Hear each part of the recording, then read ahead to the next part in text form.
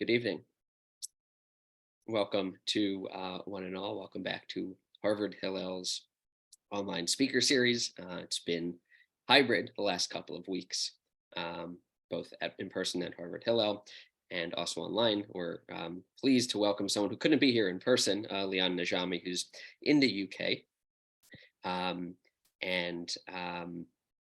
also would like this evening to welcome you to the Brockman Family Initiative.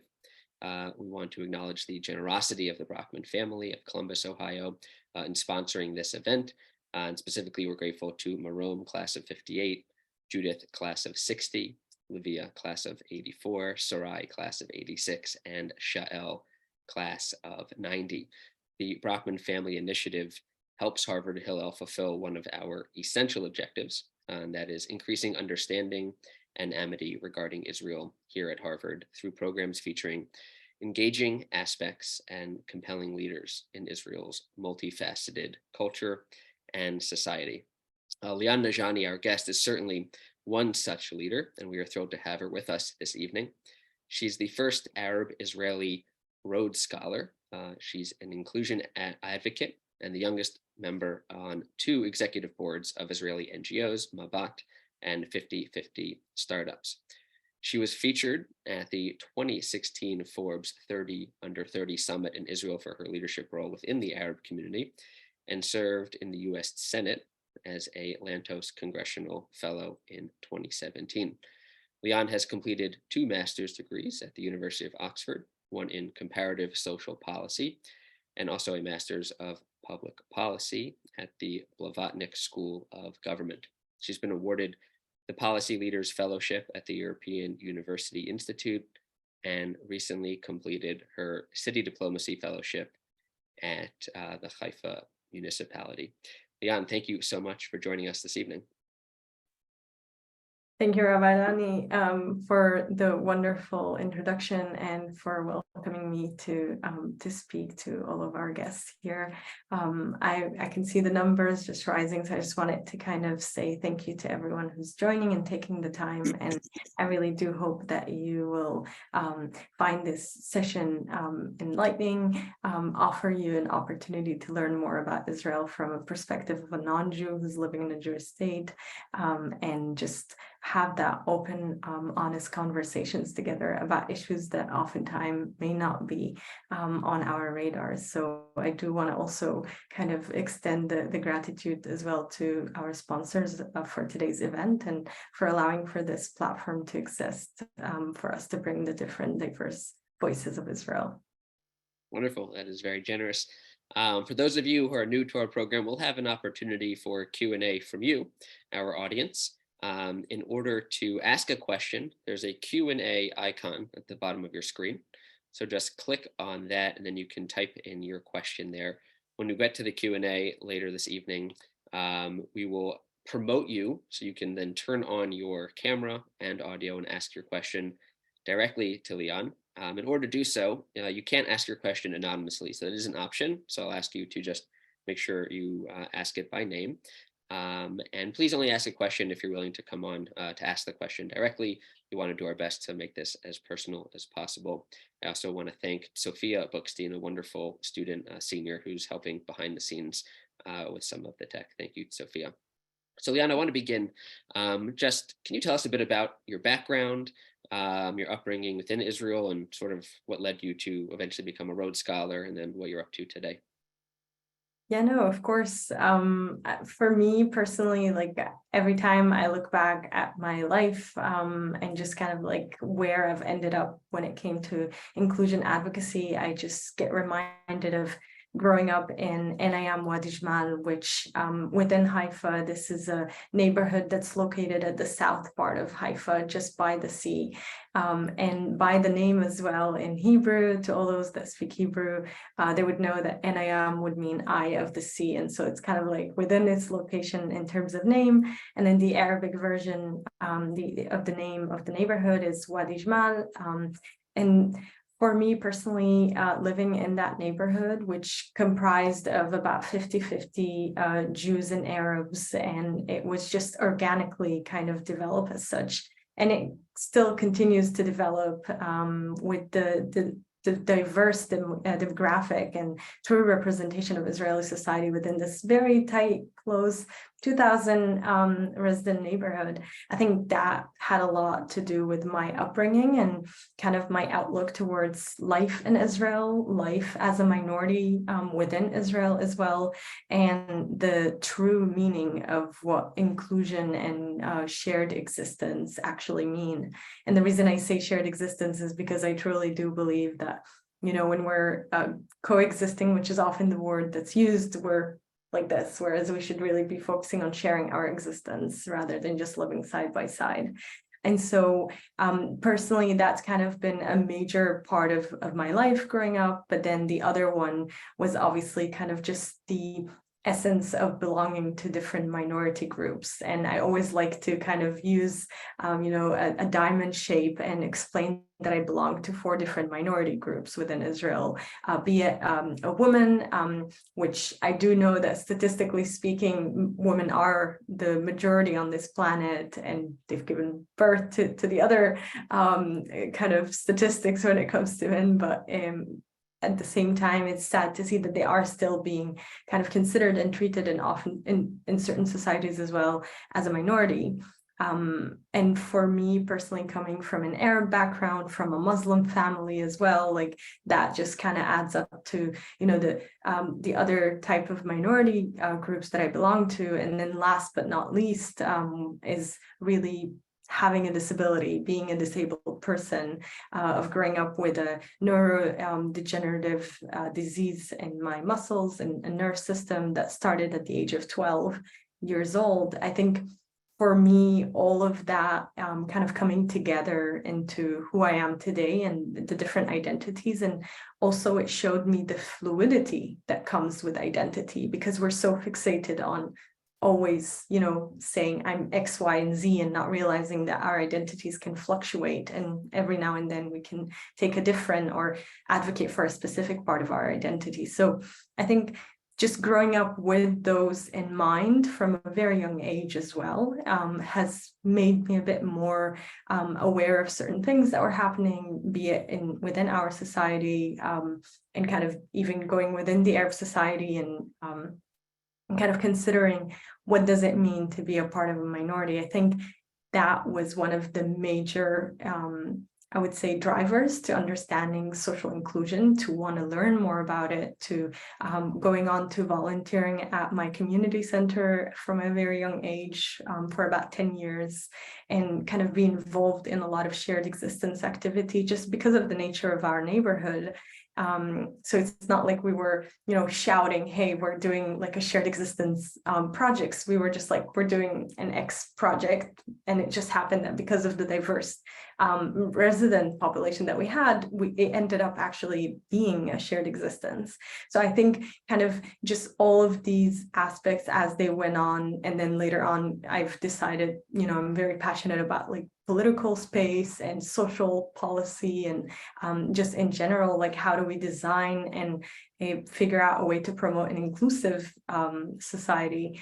I got drawn to learning more about it at university, and before I knew it, I was going on to finishing my bachelor degree at Haifa University, actually, and I got basically directed towards this program, the fellowship program for Lantos and Humanity in Action in Congress, where they do have one representative from Israel. So I shot my shot with that one, and I threw my hat in the ring. I had just finished my bachelor degree. I did not expect to get it at that point, but universe has its way. And before I knew it, I was moving to Washington, D.C., which was a great experience. It was also the first time in which a senator on the Senate floor was referencing to Arab Israelis in American politics during a speech. And I knew that I felt very proud to bring that representation to there and make sure that people are aware of the different minority groups inside of Israel. And I think, same thing towards the end of my time in Washington, a friend of mine had sent me the Rhodes Scholarship, which I've known about before. I've met with Rhodes Scholars through different activities, and I was fascinated by that program.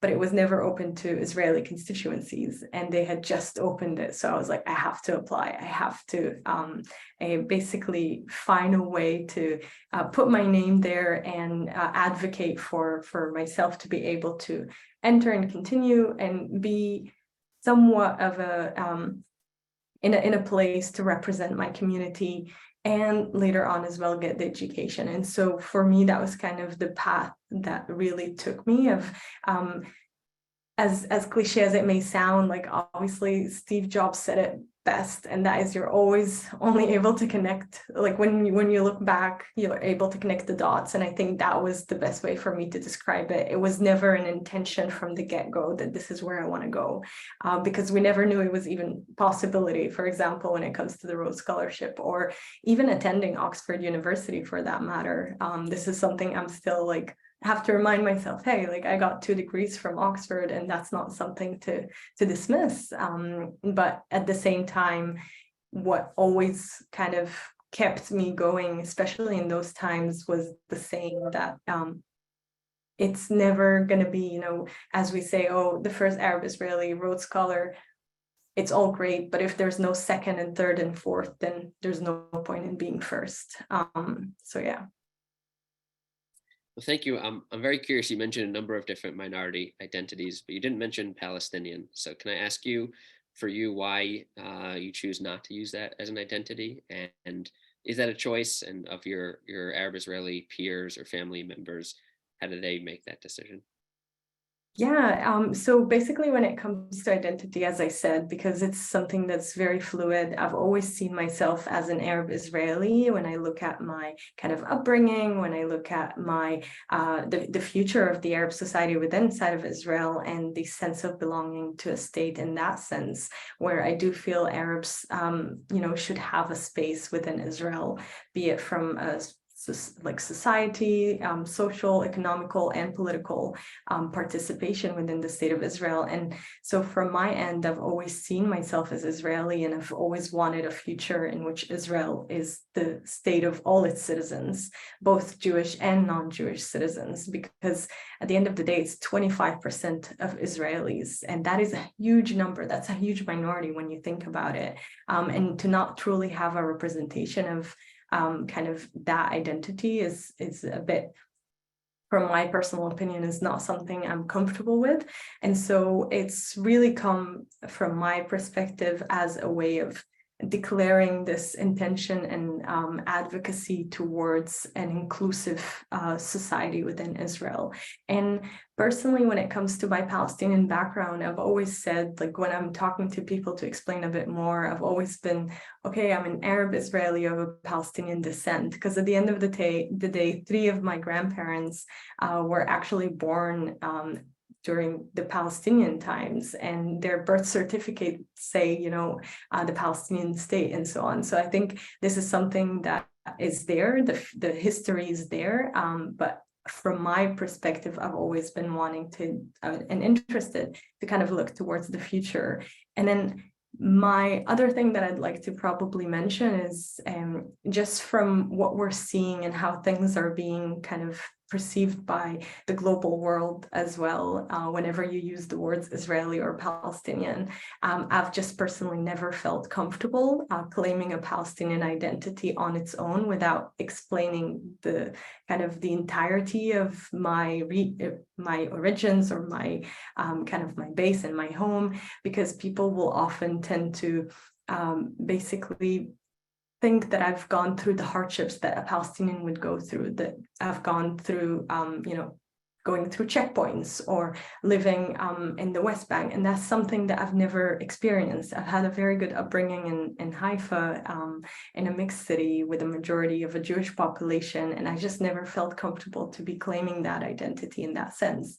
But that is not to say that I don't have friends and family who look at the Palestinian identity more so from a perspective of, hey, like this is my cultural identity, and that's what I want to say. And we've actually seen a lot of a rise of people also combining both identities and saying that they're Palestinian Israelis. And I find that fascinating, because they're able to actually kind of blend together those two identities that we've been told for so long are kind of black and white. And I think that is a very, very admirable in my opinion, because it is speaking at kind of looking at things a step forward, with Israeliness being more of a nationality and Palestinian being more their cultural background.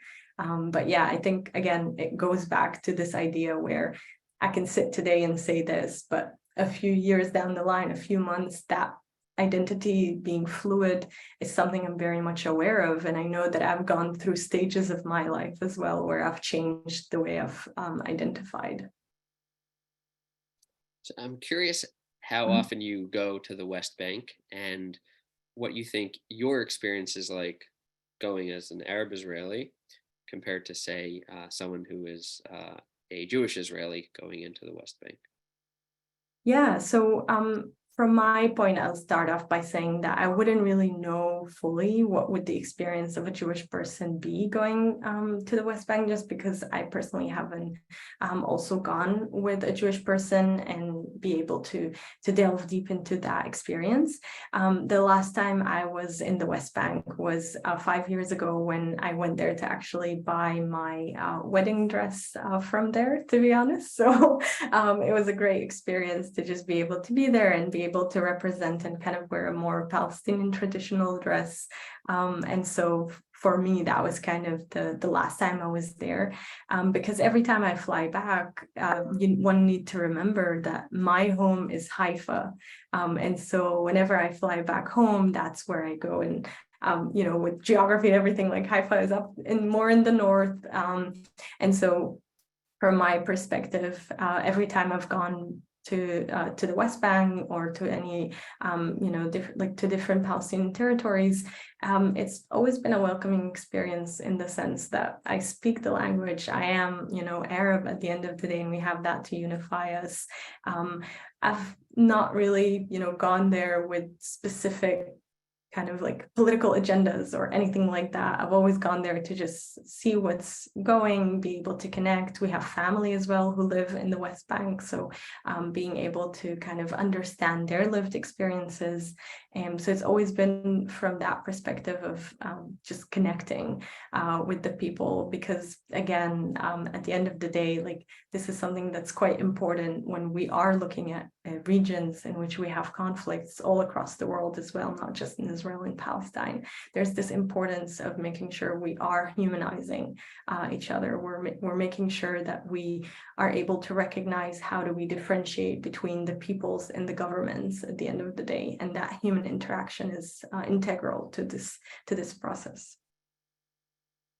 So you mentioned the governments, and there's a lot happening now, so I'll ask you about that in a moment. But before we get to that, I'm curious, but you mentioned that the Arab Israeli population is 20 to 25%. And typically, though, it's not reflected in the percentage of members of Knesset. So I'm curious sort of how you feel. Often I've heard questions about how much Arab Israelis feel like they are represented in the government by the Arab parties. And also I know in this sort of last election that the Arab parties didn't run together, and that ended up causing, a number of them didn't meet the threshold. So I'm curious if you could just reflect a little bit on representation sort of until today, and maybe some of your hopes going forward. Yeah, I think this is a great question, honestly. If anything, I'm a massive advocate for political participation, from all the kind of participations one can look into. And I mean, at the end of the day, I'm a political science nerd in that sense. And so I do believe there is that importance from a society perspective to ensure that those voices are represented.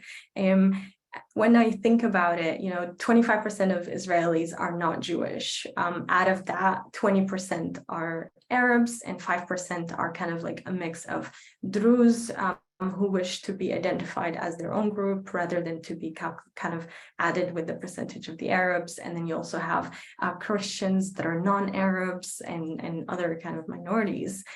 So if we look at the 20% of the Arab population within Israel, you're absolutely right that that's not a true representation in the Knesset in terms of what we see. And there's a lot of reasons for that, be it from a political systems point of view of our voting, that we don't have, unlike America, it's not like constituency basis, because I do believe that had it been the case, we would have seen probably higher representation of Arab members within the Knesset.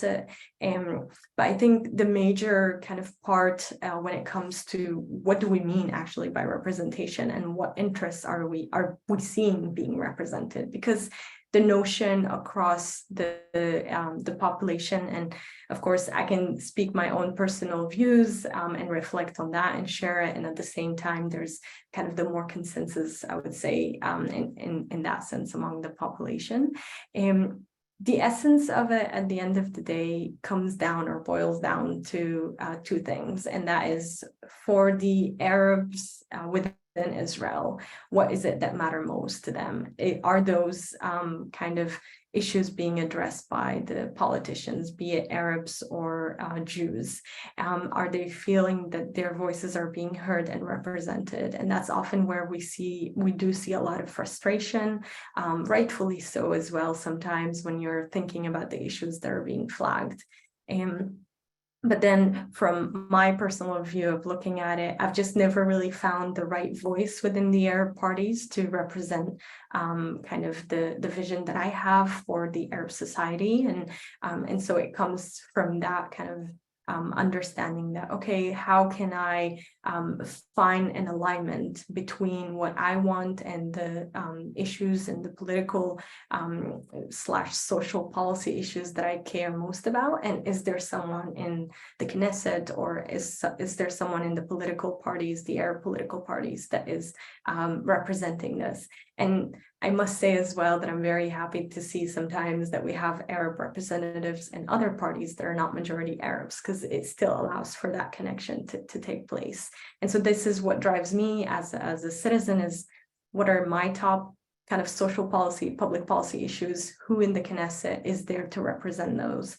And that's kind of how I proceed with this. However, from a different perspective on that issue that you mentioned, with the Arab parties deciding to not run together versus run together in previous times, I think one needs to remember two things, right? The first thing is, the Arab parties deciding to run together a few years ago was a decision that was more so imposed on them because of the threshold for entering the Knesset that Lieberman had pushed. And so that led to the fact that Arab parties realized they either unite together and make sure that there is a true representation in the Knesset, or only one party makes it and the rest is distilled. And this is where it does show great leadership, in the sense that they all knew uniting is going to be hard, because we're talking about people who have very, very, very different political kind of values, political agendas. And so like almost on the other ends of the spectrum, deciding that they wanted to sit together for that unified mission and vision of ensuring that the Arab voice is not being silenced. So I do admire that kind of vision behind the unification, but it did come to show, hence why we saw them split, that it's quite hard when you're even trying to decide what does that party gonna be pushing, what is it going to be leading? And so that showed itself, I would say, kind of from internal politics that took place as well. And so they've decided to kind of distill back into different separate parties and gain that support and ensure that they stick to their political values. But I think even when I have those in mind, I will say personally that with the recent, the previous elections, where we did see the breaking of the political taboo of true Arab representation within coalition, not just within the Knesset, has truly been a great opportunity for us to see this hope and this true, I would say, work towards a proper integration of Arabs within a coalition. Because up until then, I was quite saddened whenever I wasn't able to see those efforts or any kind of mitigations toward true representation within the coalition. Because we can sit here and say there is obviously room and space for both within coalition and opposition, but at the end of the day, I do feel like oftentimes within coalition, you're also able and you're given and empowered to maybe push more things. And so it's very important to not kind of, put a blind eye to that and kind of acknowledge that that was a great step. Now, obviously, political views aside, sometimes we're not aligned in that sense, but I was still very happy to see this taking place, because it must have been a very brave decision to make, but it's one that for future generations, Arab generations within the country as well, will hopefully benefit from it and be able to participate more fully in the political sphere. So I'm curious, I think in the last coalition, which was very diverse in general, not just how the Arab parties came together, but various different parties, a lot of people felt betrayed, right? So certainly Naftali Bennett, who's the prime minister, right, his core support felt like he had betrayed some of their values. And from what I've read or heard also, that many Arabs also felt betrayed by their own representatives. And some of the clashes that then came about within Israeli society and in cities like Lod may have been a result of the sense of people feeling like they weren't actually represented in government. So I'm curious, from your perspective, there was a certain beauty that emerged from this very diverse coalition, but did it come at kind of the sacrifice of true representation? And then a follow-on question is, how do you think about the clashes that did happen within Israeli society, which really, I think, rose to a level of violence between Arab and Jewish citizens in kind of the highest level, perhaps since '67? Yeah, no, and you're touching on a very important point, I think, and even in the history of Israel as we look at it. And I think for the first one, there's probably maybe a distinction I'd prefer to make when it comes to kind of the representation versus having your voices being heard and ensuring that you have that kind of actioning. Because one thing I did notice in past legislations as well is it wasn't always just the Arab representatives of, within the Knesset that would push things that matter most for the Arab citizens. It would also be sometimes Jewish representatives, right? And so it's really about kind of trying to understand what are the challenges that are faced by the Arab society that could be resolved using legislation, and then who is taking those challenges at hand and actually dealing with it. And I think that, there are numerous both Arab and Jewish parliament members who have done that, and this has been great. But then, as you've rightfully mentioned, there is a sense among the population that we're being neglected. And I think neglection is probably the best word to describe as well when it comes to citizens, Arab citizens of Israel, because that's kind of the sense, the sentiment. And when I mean challenges, we're talking also about, very basic things when it comes to being a citizen, be it public transportation, be it infrastructure, be it education. Those are things that as a democratic country, you're wanting to make sure you're providing it for your citizens without any discrimination. And yet, on the other hand, it is being felt as discriminatory. And so what kind of efforts can we put in place to ensure that we're not neglecting anyone and that our policies are fair and inclusive? So I think that's just one kind of distinction I'd always put in mind as I'm trying to approach the sentiments that were rising, kind of leading up to what also took place in May 2021. I think the sense of betrayal mainly comes also from just the notion that, hey, like, I've casted my vote, I've exercised my democratic right to have my voice being heard, and it wasn't. And if anything, sometimes you felt like it was being silenced. And so I feel like that probably attributed and contributed to that sense of betrayal. On the other hand, I would say when we look back at that election, of course, one must ask what was the true intentions behind that unifications of all the parties, because of the fact that it was from a full spectrum of political views. And I mean, to take away Israel from this whole equation and take any other country around the world, actually, in fact, Turkey, that's coming up right now with their election, you're seeing that there's, again, this unification of many people, with various political views, who are kind of uniting together for a change.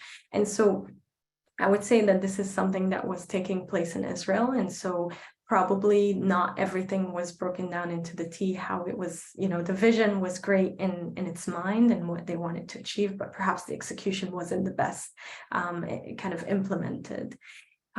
Personally, from my end, and when I think about just everything that was happening, the sense of hope that we were getting to begin with, and then later on what we saw with the events that took place in May, it was a lot of feelings of kind of feeling devastated, feeling very disheartened.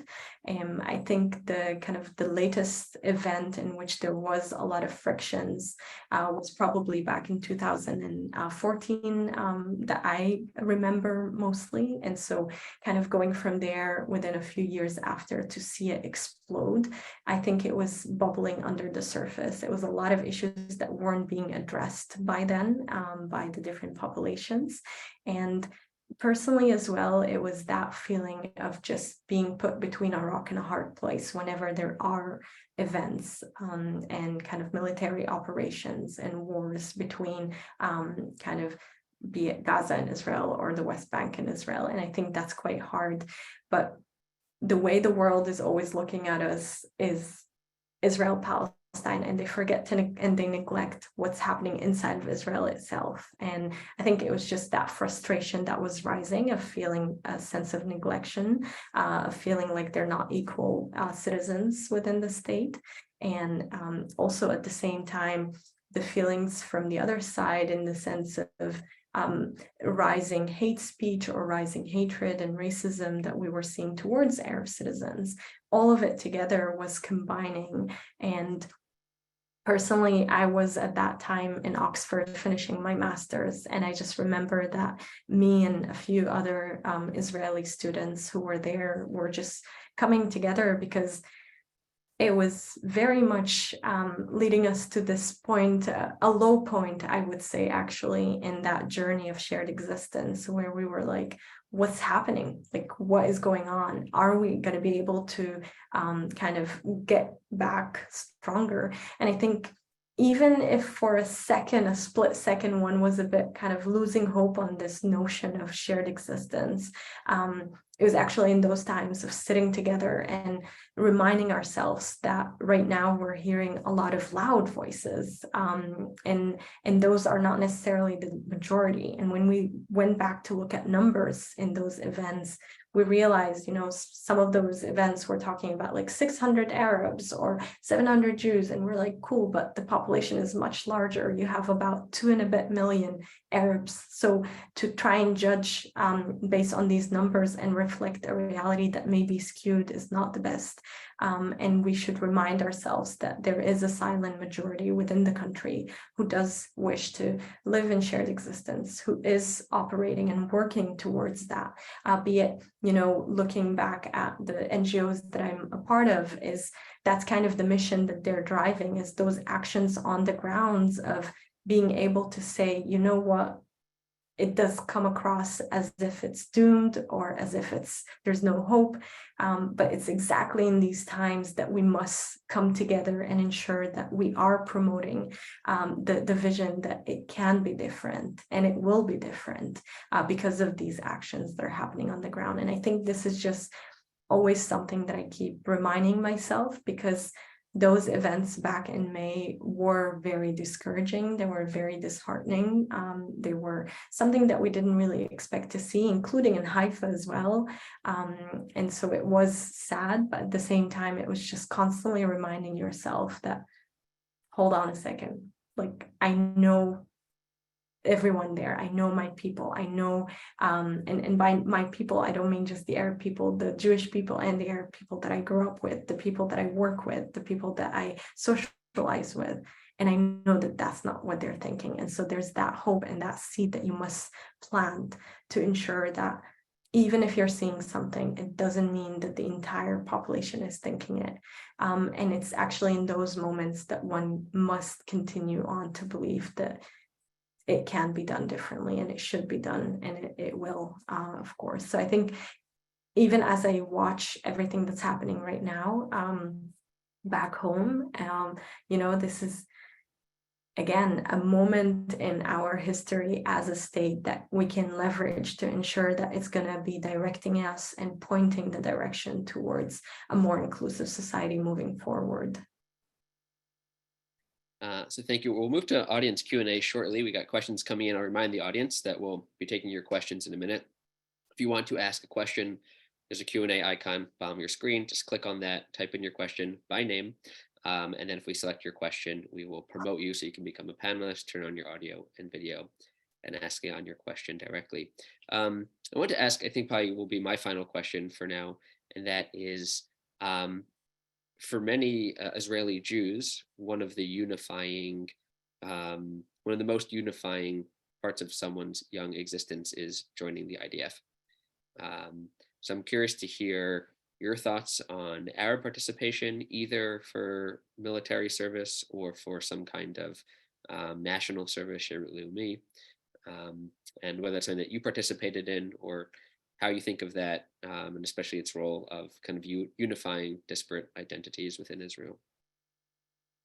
Yeah, so I'd start by saying that I definitely see that this is basically a moment in the life of an Israeli citizen where, as you've said, it's unified lots of different people from different identities. But to take it from there and answer as well your question about whether I've participated either in the IDF or in Shulut Leumi, I haven't in either one of them. And I think my perspective as towards the participation in general within the IDF, one thing that one needs to remember is obviously this decision was one alongside with the kind of Israeli leadership and so on back in the days, because of the understanding and the acknowledgement that at the end of the day, our families exist all across, be it in the West Bank, Gaza, Lebanon, Syria, Jordan, and so on. And it's quite hard to have these expectations as well from Arabs within the borders of Israel, I think. So the fact that it's not kind of an obligation from the Arab side is one that I do think is right and should remain as such.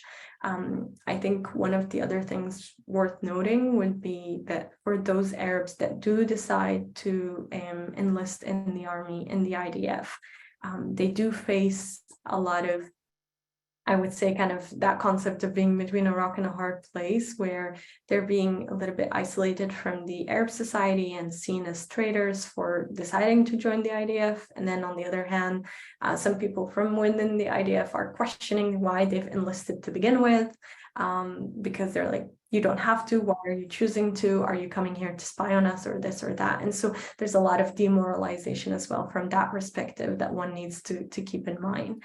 And so I think because of all these circumstances about the IDF, the idea of creating Shirut Leumi was good in its inception. However, when it comes to actually trying to design it, I believe it could be redesigned to better accommodate the populations it really truly wants to address and serve. And so when you think about Shirut Leumi, it really kind of came towards also the more ultra-Orthodox Jews and the Arab community. But these are two communities that are very different. And I don't believe that having one program to kind of serve both of them has been in the right interest of either. And so perhaps coming up with another program to ensure that we do have this voluntary and this way of kind of contributing. And because at the end of the day, I mean, even with Shirut Leumi, you're contributing to your own society, be it in the villages you're living, in hospitals, serving your people and so on. So I think this is something that we need to keep in mind, is perhaps creating a different program for the Arab society, because the main other things are the linguistics that are used to describe the program. And with the word li'umi, which is watani in Arabic, and that is actually, by the way, like the name of the anthem, the Palestinian anthem. So I think it's quite a tricky kind of linguistic choice. So maybe coming up with a different program with a different kind of prospects, and making sure that it's adapted towards the Arab society, rather than just fitting them within another program that was destined towards a different part of the population would be better. I do agree it should be an opportunity for Arabs to participate and a way to contribute back, but it doesn't need to be through the IDF necessarily. Lian, thank you so much for answering my questions so thoughtfully. We're going to turn to our audience now. And first up is Deborah Weber from Harvard Medical School. And Deborah, you should be able to unmute yourself and ask your question directly. Hi. Thank you so much for your presentation. And I loved hearing about your neighborhood in Haifa. I wish they were all like that. The question that I have for you is about the nation state law, which was passed a few years ago, and how you feel about that. My understanding is that it essentially makes you a second-class citizen, although you are a citizen. No, thank you for bringing it up. I think that just looking back as well, when it passed, and also seeing a little bit of it being implemented like live in Israel, as simple as it was, even with like just the names of streets or any directions where suddenly Arabic was no longer on them, has been a bit shocking. Because at the end of the day, when you look at some of the main issues of the national kind of law that they were, the nation law that they were trying to push, they already existed, be it with the right of return and other things. So there was really no essence at the end of the day, in my opinion, for that law to be pushed in that in that set of basically laws, that it was trying to achieve anything that we didn't already have. The idea that Israel is a Jewish state is something that we know, is something that's written back in the independence as well. So, it's written there as Israel is the democratic and, a Jewish and democratic state. So suddenly we felt like the nation law was basically stripping away that other section of what Israel is. And so, for me personally, I didn't think it was really bringing us any kind of additions from a perspective of any benefits or gains. And then at the same time, it was mainly actually taking away and stripping away any potential opportunities for us to further work towards inclusivity. And so, yeah, I mean, in general, when it comes to citizens, there's many different legislations or different when it comes to like infrastructures or building new neighborhoods and new cities. This is a place where a lot of Arabs do feel still like a second-class citizen. So it's again about listening to the population, understanding what are their pain points, what are the challenges they're facing, and what can we do from a legislation point of view to address those. Thank you. Deborah, thanks so much for joining and asking your question. We go now to Dan Rome, who's an alum of Harvard. Dan, go ahead and ask your question.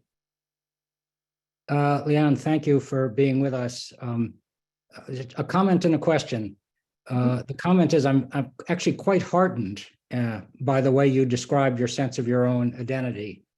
My wife and I are quite involved with the hand-in-hand schools in Israel, which teach Jewish and Arab children together in a single school, bilingual, bicultural. There's one in Haifa, you may be familiar with it.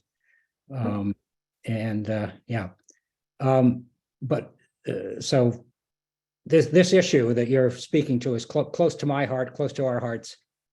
My question is this: when you visit in Arab communities within Israel, which are not quite like the Arab community of Haifa in that sense of living so closely side by side with Jews, what do you see or feel there? Does that community feel different to you, given their relative geographic isolation from day-to-day interaction with Jewish Israelis? Yeah, I mean, you're absolutely right that, of course, my upbringing in Haifa, in Enaya, Wadi Jman, which is already a neighborhood within a mixed city, is going to be very much different than one living in an Arab village or an Arab city. In fact, I do have family members in Erbilin. I have family members in Asifia, which are Arab villages up in the north, and then I also have friends that I've met throughout my time in high school from Ara and Arara, which is more kind of right next to the West Bank, actually, with the border. And so it's called the kind of the Arabic Triangle, we call it. But it's about, for me personally, like all of my interactions with them, my conversations with them, as well as when I visit them, I completely understand why is it that they would feel neglected when you look at the infrastructure, when you look at the fact that they don't feel like they're being attended to the same way as, for example, a more Jewish, I would say kind of a majority Jewish community that is just next to them. And so the best example as well would be Fradis and Zichron Yaakov in Israel that are side by side being separated by just one street, intercity street, and yet they seem like they are years apart in the development of the space. And so a lot of it would come from that sense of just being like, hey, we look around us and our environment is telling us that we're not being counted as, or we're not being seen as equal. And so I think that is a very legitimate, concerns. Those are very legitimate feelings as well. I think the isolation on the kind of the geographical isolation combined with how the interaction with the Jewish population is, it very depends, because at the end of the day, when you're thinking about everyone up until university, they wouldn't have as many interactions with the others, so to speak, from both sides as well, from Jewish majority, Jewish kind of cities as well. They wouldn't really interact with Arab Israelis until they come to the university. And so that's why that space is so important to be able to allow for them to discuss and learn about each other. But my main thing that I would say is, even though we wait until universities before we actually meet, at the end of the day, in your day-to-day in the north, a lot of them would come to Haifa, or those that are in the Arab Triangle, that's kind of between Tel Aviv and the center of Israel and the West Bank. They would oftentimes find themselves coming to the center to work. So there is that daily interaction.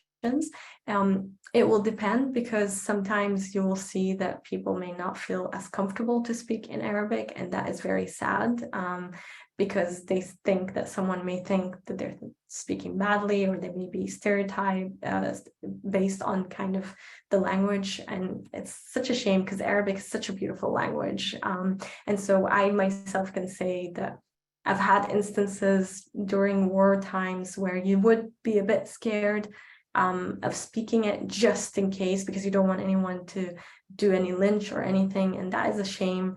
That is kind of a security, personal safety issues. And so that would be kind of these instances. It's just the challenges that are very much legitimate from the Arab society when they think about themselves and how they feel like maybe their safety is not something that's a top priority for legislators or policymakers, or at the same time, kind of just their on kind of day-to-day life as citizens, where they feel like they're not being regarded.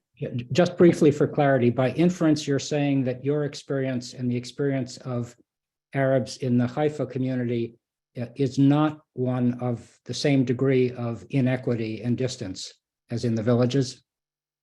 Yes, I mean, when you think about just the simple facts of me growing up in Haifa and having access to 3 top hospitals within, a 10-minute ride, compared to someone who's living up in the north and in the periphery. And of course, this is something that's shared not just by the Arab communities, but also by the communities that are living in the periphery. But then even when you come to dissect between those communities that are located in the periphery, one is more Arab majority, the other is a Jewish majority, you do see discrepancies over there that need to be addressed in order for us to proceed to get that alignment and kind of calibration towards the sense of equality and the sense of not feeling neglected.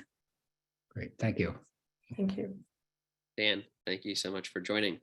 We're going to turn now to Sherman Teichman, who's the founding director of the Institute for Global Leadership at Tufts and also has been a fellow at Harvard Kennedy School and a mentor to Amitai Abuzaglo, who's a great Harvard alum who's done some peace building work. Sherman, thanks so much for joining us, and please go ahead and unmute yourself and ask your question. Thank you very much. Lian, what a great pleasure to hear you and to know of you. Your participation in 50/50 is a perfect example of the kind of overture that might make sense to explain to the audience, where civil society has a role to play in the kind of integration that you are desiring. I think we all desire. My question to you is how your sense of neglect might have been heightened by the type of, ironically, heightened by the types of demonstrations that are going on right now. I happen to have been in Tel Aviv for one of the demonstrations. The Israeli flag is omnipresent with its Star of David. The identity is very overt and clear. I was carrying a sign of Combatants for Peace. It was one of the few signs that had any Arabic written on it. And Israeli Arabs in the context of Israeli democracy was not really mentioned. And so it's an ironic time where Israeli civil society is so mobilized. But as you've indicated at the very beginning, 25% of the population seems to be so remarkably excluded. I'm wondering how we can change that, and if there are any undercurrents or ways in which you can encourage that occurring. Thank you so much for your question and for flagging this and for attending, of course, again. And I absolutely agree with your first notion as well about the 50/50 or startups work as an NGO within kind of the sphere of understanding our duties. Both from how do we actually promote, I would say, a different future and change the status quo in our region. And for those who don't know about 50/50 startups, it is an incubator that's trying to change the status quo within our region between Palestinians and Israelis and kind of promote that equal partnership and startup innovation and being able to promote economical, I would say, kind of uprising in that sense within our region and economic independency.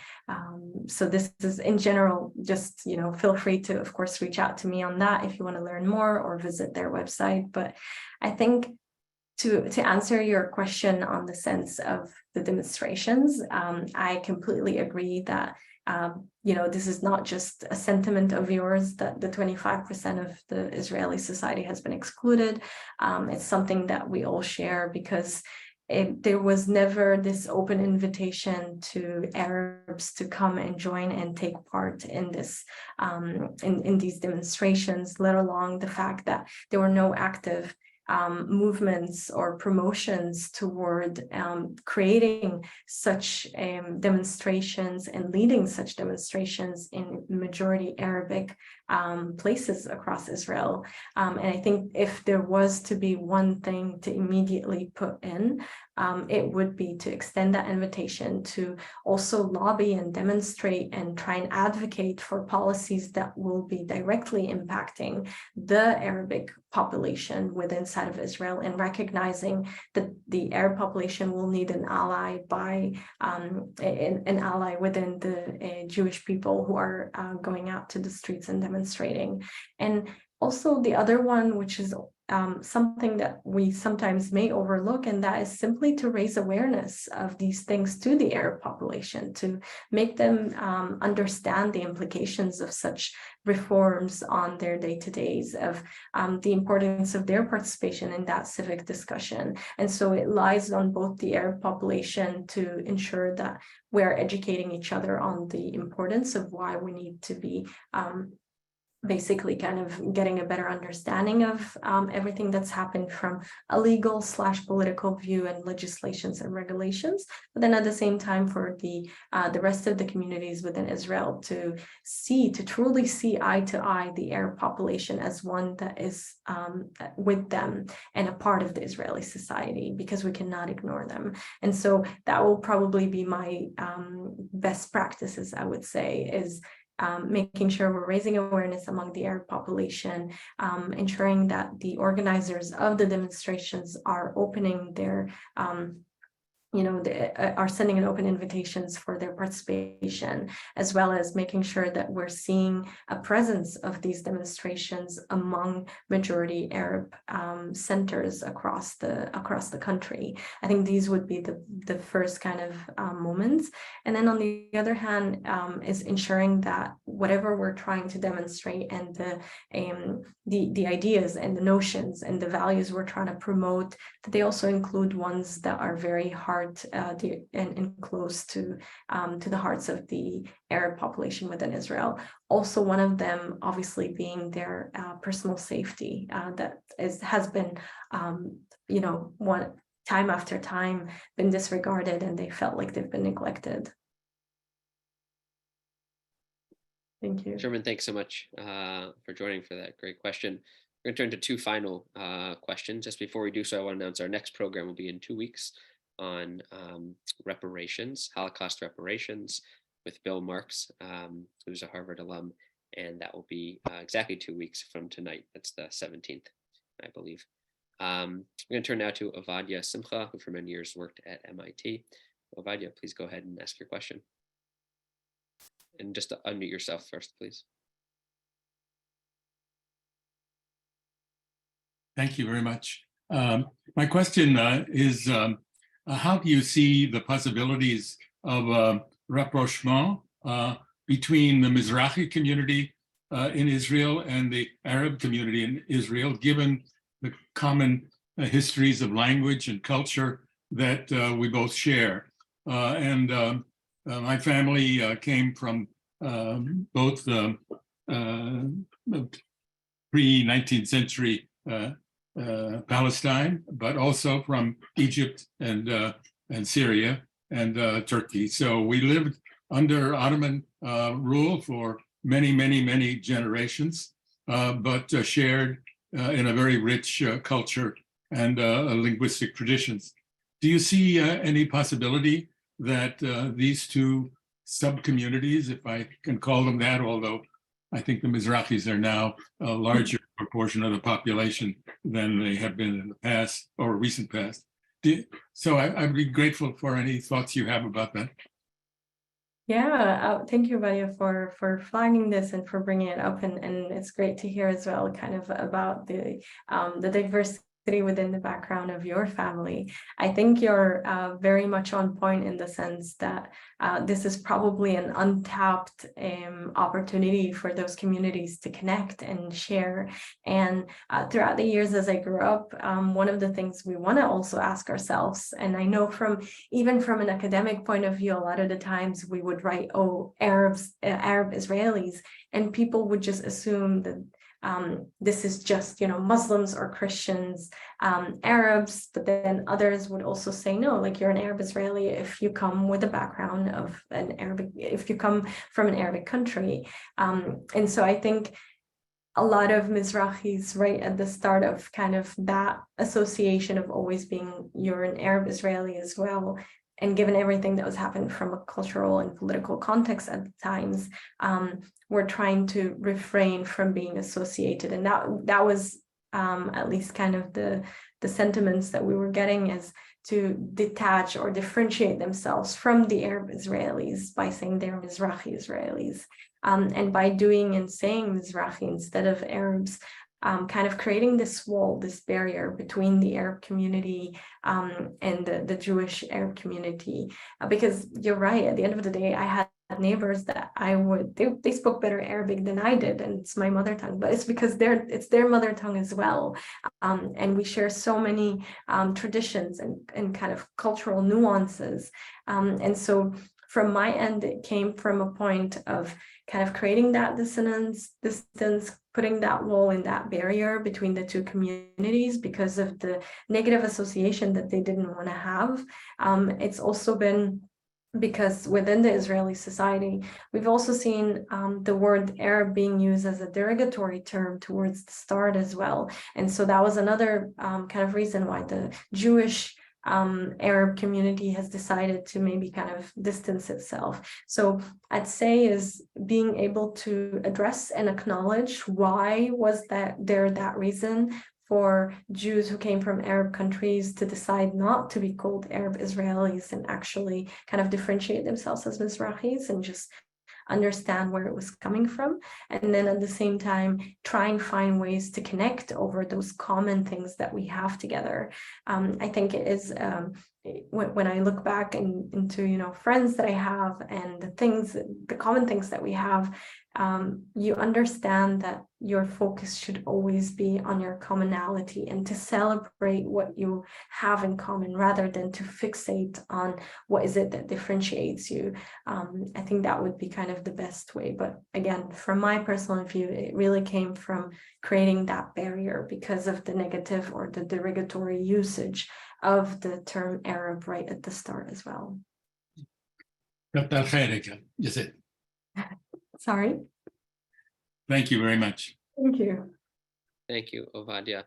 Lian, I want to conclude with one final question for you, which is what gives you the most hope? What gives me the most hope? Mhm. I think is basically all the activities I've participated in, all the different projects I've been on and got to meet the amazing people who share that excitement towards creating this vision for Israel and just in general for inclusive societies. I think it's the work of many NGOs and civil societies on the ground who are not, they're not giving up. They're keeping the light on for everyone. I think this is very important to just acknowledge and be aware of these activities. And then last but not least is just human connections. I mean, I've had many instances in which I knew people had a very specific view on what was going on in my region, and all it took is sitting down for a cup of coffee with them and sharing my personal story in order to kind of make them understand that it's very much filled with nuance. And then that human connection is one that you can't beat, in my opinion. And so I think my focus is always on that, on human connections, on having trust and faith in people, in humanity, and knowing that at the end of the day, we all want one thing, and that is really to live a great life and to leave a good legacy. So that's what always keeps me hopeful. Thank you for those inspiring words and for your very thoughtful comments and reflections and for answering my questions and those of our audience. This program will be online on our Facebook page immediately for those who want to watch a recording or share with others. Lian, thank you so much for your time. I know it's about 1 a.m. Where you are. I hope to see you in person. So next time you're in Boston, please do come by Harvard Hill, if not maybe in Israel. But thank you for your time. And thank you all to our audience. And I want to wish everyone out there celebrating Pesach, Passover, a happy Passover. And Lian, thank you very much. Thank you so much for having me. And do please feel free to reach out. And Rabbi Dani, you're more than welcome to share my contact details. And I do hope to see you in person as well, hopefully in the near future. And I'd like to extend the wishes for a happy Passover as well to everyone. Toda rabah. Thank you. Shukran. And I hope you have a great rest of your evening. Thank you. You too. Good evening, everyone. Alayla Tov, Lian. Toda.